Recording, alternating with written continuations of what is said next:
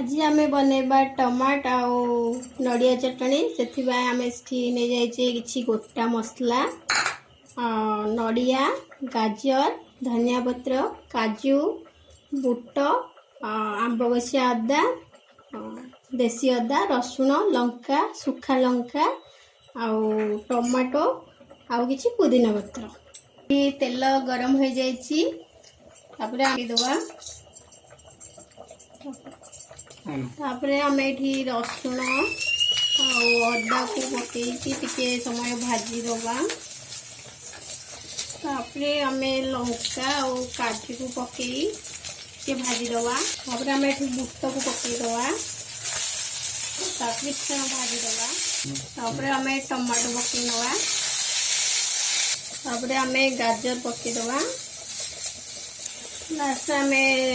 नड़िया पकई दवा तो किसी समय खड़ी पुदीनाटा पकेवा आम ये स्वाद अनुसार लुण पकेवा कि हल्दी पकई नवा किछि गरम मसला